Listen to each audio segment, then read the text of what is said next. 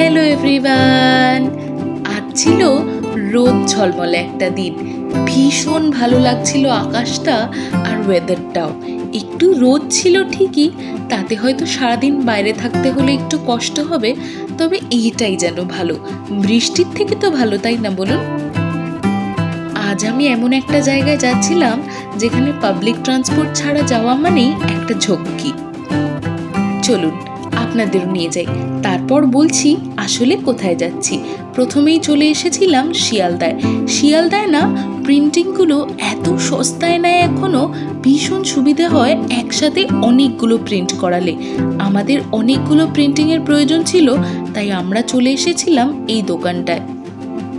প্রায় 200 না 300 page print করানোর জন্য ওই ধরুন 150 টাকা মতন লেগেছিল মাত্র, ভীষণ সস্তা।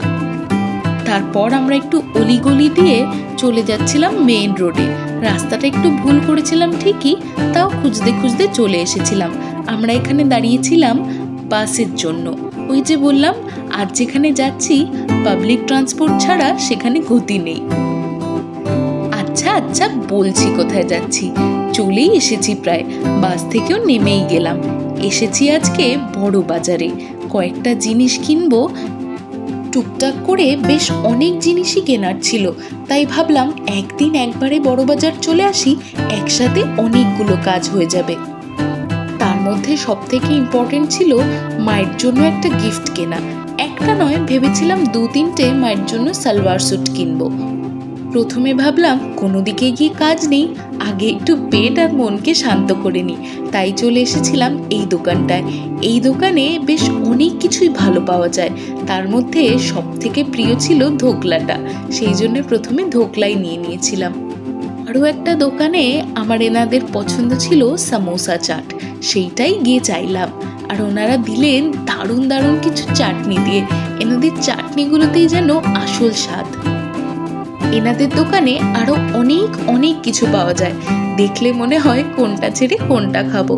তবে আমি সিঙ্গারাটা নিই এনাদের চাটনিটা খাওয়ার জন্য, ভীষণ ভালো লাগে জানেন।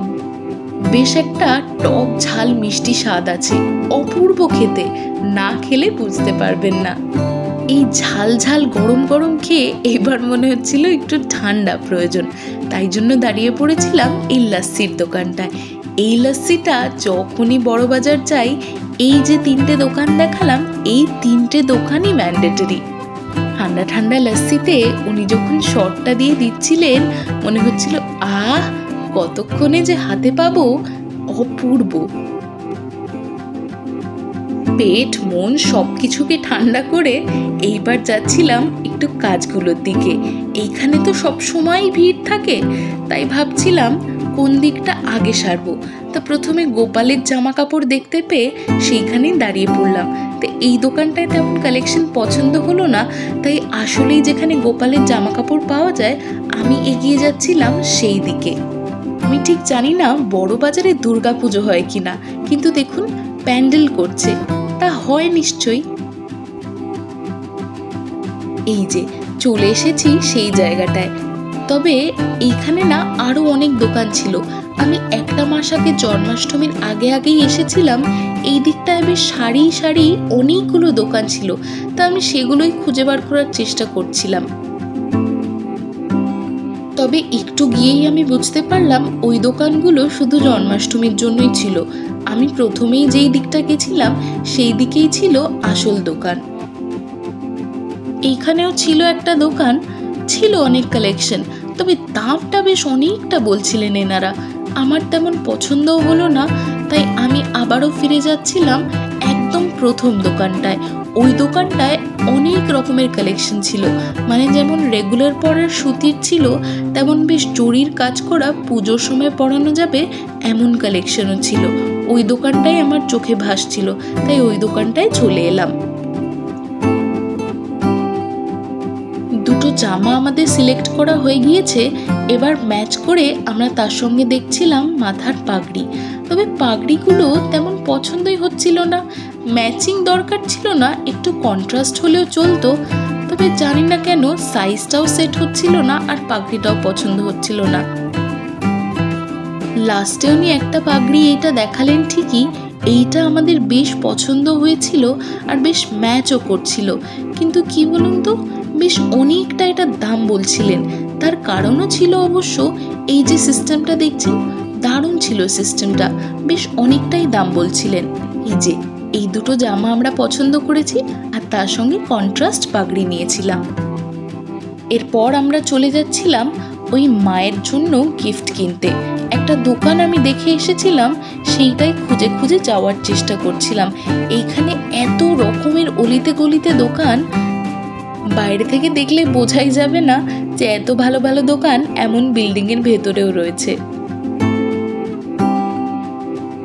উঠে গিয়েছিলাম আমরা লিফটে, একটু অসুবিধে হচ্ছিল লিফটে, দরজাটা লাগানো যাচ্ছিল না। তবে লিফটটা দেখে আমার বেশ ভালো লাগলো, চারিদিকে এত সুন্দর সুন্দর ঠাকুরের ছবি আটকানো, ভীষণ ভালো লাগছিল। যাক বাবা, এই তো দোকানটা পেয়ে গেছি। ভাবছিলাম আদৌ খুঁজে পাবো কিনা, সবটাই তো অনলাইনে দেখে আসা, একটু ডিরেকশনটা অসুবিধে হয়ে যায় খুঁজতে। তবে জিজ্ঞাসা করতে করতে ঠিকই চলে এসেছিলাম। কালেকশন কিন্তু এনাদের অপূর্ব ছিল, তবে এনাদের সাইজগুলো একটু গন্ডগোলের ছিল, তাই আমি পরে নিয়ে দেখছিলাম।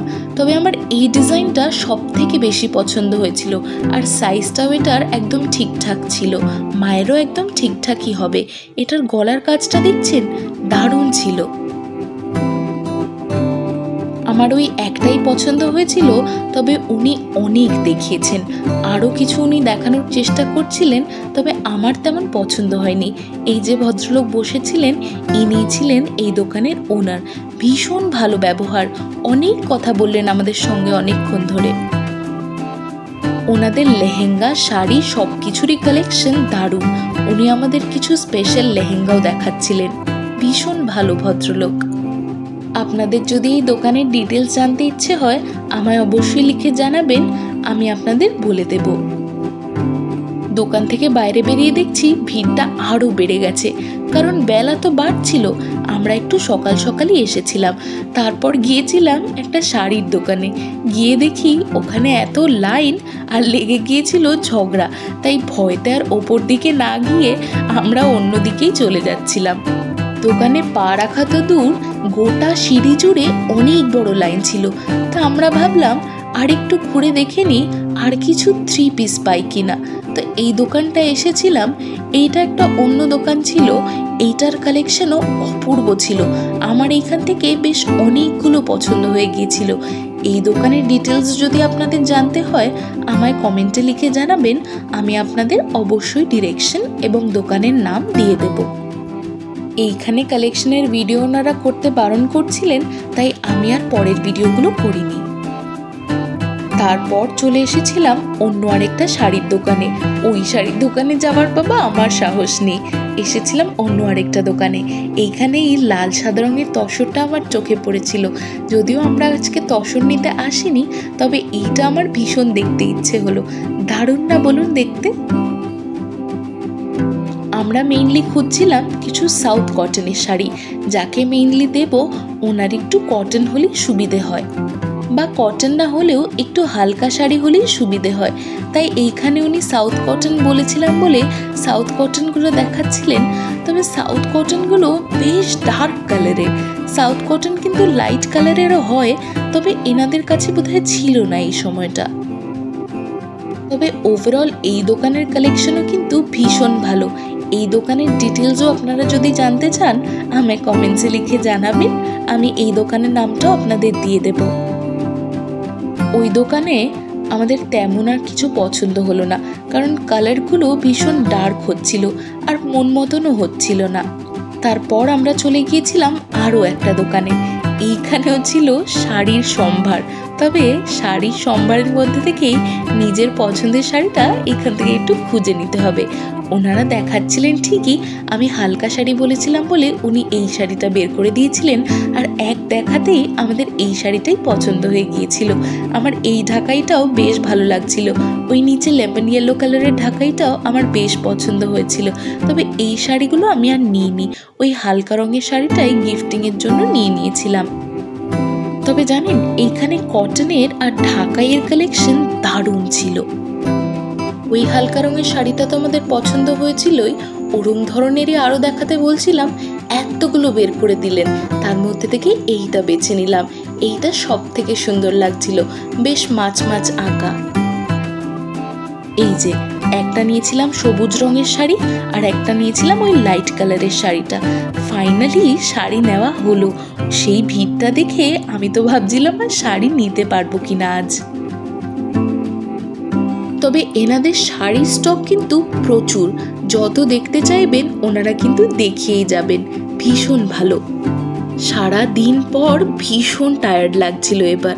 তবে বড়বাজার এলে একটু কষ্ট হয় ঠিকই, কিন্তু পছন্দসই জিনিস পাওয়া যায়, একটু ঘুরতে হয়।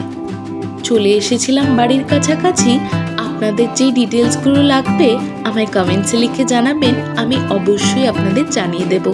আজ আসি তাহলে, টাটা।